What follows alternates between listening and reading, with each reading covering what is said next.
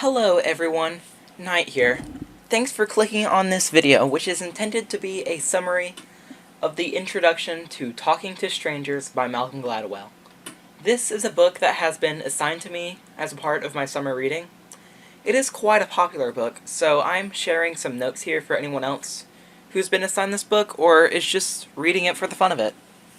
The introduction can be divided into two main parts: the part that covers Sandra Bland and the part that covers the conquistadors. Let's start with Sandra Bland, as that part comes first, chronologically. Sandra Bland was an African-American woman from Chicago. She had two big things going for her. She had a YouTube channel called Sandy Speaks, and a job at Prairie View at Texas A&M. One day, she was driving on a Texas road when she was pulled over by a white police officer named Brian Encinia. Encinia was kind at first, but then he tried to get her out of the car. Bland refused until Encinia pulled his stun gun on her. She then complied. The officer arrested her and took her to jail. She committed suicide 3 days later. On her YouTube channel, she spoke out against racism many times. Here is one such quote from her YouTube. "Black people, you'll not be successful in this world until you learn to work with white people." Page 5. A link to Sandy Speaks will be available in the description of this video. In alignment with Gladwell's point, these two people who met were strangers interacting for the first time. He argues that if these were two people who had not seen each other before, then Sandy may not have been arrested. Perhaps she would have just gotten off with a warning. Many other African-American people have been murdered by corrupt police officers. This list includes Michael Brown, Freddie Gray, Philando Castile, and a list that is far too long. The deaths of all these people are what led to the beginning of the Black Lives Matter movement. Sandra Bland put this entire idea best. We can't help but get pissed off when we see situations where it's clear that the black life didn't matter. This can be found on page 6. There are several other things of note in this part of the book. Gladwell points out that when our news moves on to new events, everyone forgets what happened before. An example of this is the story of Sandra Bland. This was all over the news when the entire stuff happened the first time.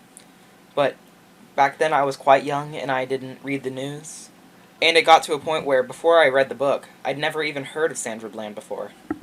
Another result of this cycle of discarding the old news is that when the same newsworthy event happens over and over again, it eventually stops being newsworthy. Gladwell put it quite well. He said, "Police officers still kill people in this country, but those deaths no longer command the news." Also found on page 6. The other important part of the introduction is the Spanish conquistadors and Aztec natives. You see, Hernan Cortez was the leader of the conquistadors. Before hearing this story, though, you must understand that in most of all of history before this, all interactions were between two groups of similar people. And all of these conflicts have been between two of the same groups fighting over, like, a little bit of land. But this new interaction was totally different. No one from Europe had been to this part of the world, and no one from this part of the world had ever met a European. Thus, the languages were vastly different. Translators were required. There was a native named Malinche, pronunciation. She knew how to speak Nahuatl, which is the Aztec language in Mayan. Another man, Geronimo del Aguilar, he was a priest. He spoke Mayan and Spanish. Therefore, a long chain of translation was created between Hernan Cortez and the Aztec leader. Many believe that the Aztecs thought that the Spaniards coming over were gods, but this whole theory is simply false. The Aztecs had to come up with a word for the Spanish. They had no word for stranger. They had to come up with a word for them, and the translators got lost in translation, and it came out as the word God in Spanish. This is how the misinterpretation came about. Montezuma II gave a speech to welcome his guests. The two translators then lost the actual meaning of the speech. This is what caused the misunderstanding. After that, conflict ensued, the natives died, and the conquistadors conquered. A rhetorical point to take note of is that Montezuma II, in his speech, spoke of himself like he was a weakling. He even used the word for child in his speech. This actually subtly emphasized how rich and powerful he truly was. In the modern day, most every online interaction is made with someone in a foreign place. This is like the conquistador and Aztec relationship, except this happens every single day. Gladwell said that the modern world is not two brothers feuding for control of the Ottoman Empire.